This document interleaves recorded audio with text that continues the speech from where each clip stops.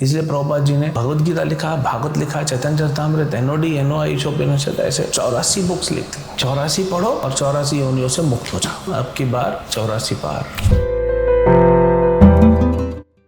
हरे कृष्ण। भगवत गीता अध्याय 10 श्लोक संख्या 15।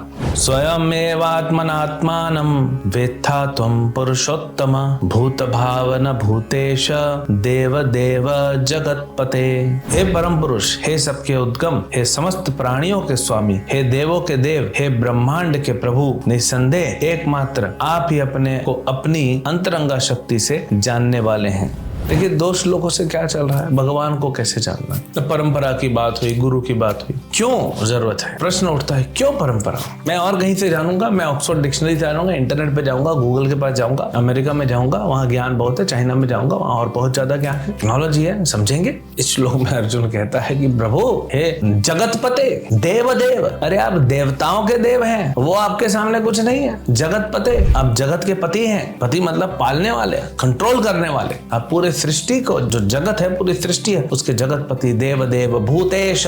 भूत मतलब क्या होता है, वो भूत आया डर जाओ, वो तो भूत बोल दिए हैं, लेकिन असली जो भूत मतलब जीवात्मा, हम भूतेश, ईशा, ईश्वर, हम सबके ईश्वर हैं, भूतेश। तो ये इतने शब्दों से अर्जुन संबोधित कर रहा है कृष्ण को। और फिर क्या कहता है, आप ही अपने आप को जान सकते हो अपनी अंतरंगा शक्ति के साथ, क्योंकि आप अपने अंतरंगा शक्ति के द्वारा ही अपने आप को जान सकते हो। आपके अलावा कोई आपको नहीं जान सकता। सो कृष्ण को कौन जान सकता है, ओनली कृष्ण। तो मेरा कोई चांस नहीं है। अगर मैं भगवान को जानूंगा नहीं तो फिर मेरे जीवन में उद्धार कैसे होगा। क्या मैं सनातन काल के लिए इस संसार में दुख भुगतना रहूंगा।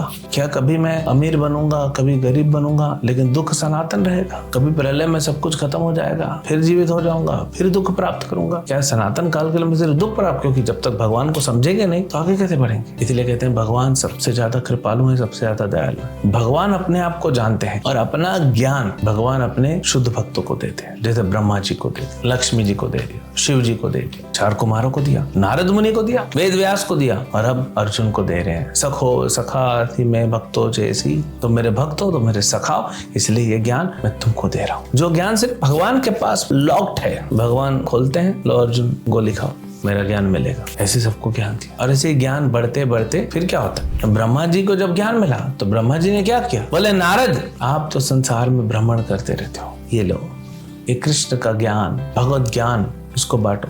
पहले आप खाओ फिर बांटो। फिर नारद मुनि भ्रमण करते करते करते करते उन्होंने ज्ञान दिया व्यासदेव को, व्यासदेव ने दिया मध्वाचार्य को। ऐसे करते करते ज्ञान पहुंचा कहां तक, ऐसी भक्ति वेदांत स्वामी श्रील प्रभुपाद परंपरा में। सही बात है, कृष्ण के अलावा कोई नहीं जान सकता, लेकिन कृष्ण जिसको ज्ञान देना चाहते हैं दे सकते हैं। जब तक कृष्ण नहीं देंगे तब तक हम समझ नहीं पाएंगे। जब सूर्य उदय होगा और सूर्य आपको देखेगा, फिर आप सूर्य देख सकते हो। रात को 12 बजे सूर्य को नहीं देख सकते आप। पहले सूर्य उदय होगा, फिर सूर्य आपको देखेगा, फिर उसकी किरणों से आप सूर्य को देखोगे। तो भगवान आपको जब ज्ञान देना चाहेंगे तब आपकी ओर दृष्टि डालेंगे और उसमें होगा ज्ञान, उसमें होगा प्रेम। और भगवान जब दृष्टि डालेंगे तब आपको ज्ञान मिलेगा, तब आप भगवान को देख पाओगे। सूर्य की किरणों से ही सूर्य को देखा जा सकता है, अन्यथा नहीं। वैसे ही भगवान की शक्ति से ही भगवान को देखा जा सकता है। जैसे सूर्य की किरणें होती है ना, आप देखें हजारों हजारों कण, छोटे छोटे कण दिखते हैं, वो सब सूर्य की ओर जा रहे हैं। खिड़की से जब सनलाइट आती है देखते हो कण ऊपर जा रहे हैं। ऐसे ही भगवान की शक्ति जो है, आध्यात्मिक शक्ति, भगवत स्वरूप शक्ति ब्रह्मांड में ही नहीं अपितु सारे जगत में फैल रही है। और जो छोटे छोटे कण सूर्य किरणों में देखते हैं, भगवान की शक्ति में क्या देखते हैं, भगवान के भक्त देखते हैं, और वो पहुंचाते हैं ज्ञान को। और ज्ञान को पहुंचा के आप सबको भगवान से कनेक्ट करते हैं। और फिर हम भी छोटे छोटे कण सूर्य किरण में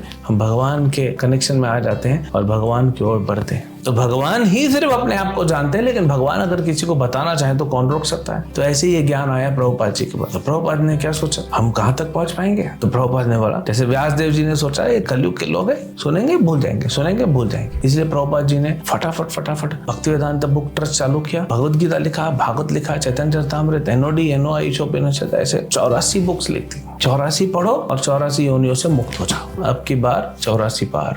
प्रभुपाद के 84 बुक्स पढ़ने से आप 84 योनियों से बाहर निकल जाओ। तो प्रभुपाद ने क्या कर दिया, बुक्स में लिख दिया और सबको बोल दिया अलग अलग भाषाओं में इसको ट्रांसलेट करो। 100 से अधिक भाषाओं में हो गया, जाओ दुनिया भर में बांट दो। हम पहुंचे ना पहुंचे, ये पुस्तक पहुंचनी चाहिए, क्योंकि ये भगवत है। ये भगवत गीता मतलब भगवान से अभिन्न है, इसको पहुंचाओ। रशिया में, अमेरिका में, चाइना में, Australia, Africa, Europe, middle east, सब जगह पहुंचाओ। कई ऐसे लोग हैं जो इस्कॉन से नहीं मिले हैं, लेकिन उनको भगवत गीता कहीं थे, पहुंच गई, भक्त बन गए।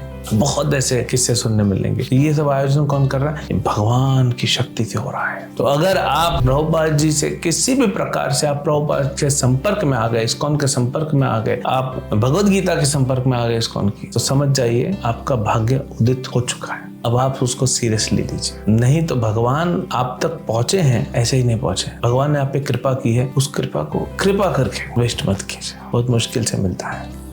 हरे कृष्णा।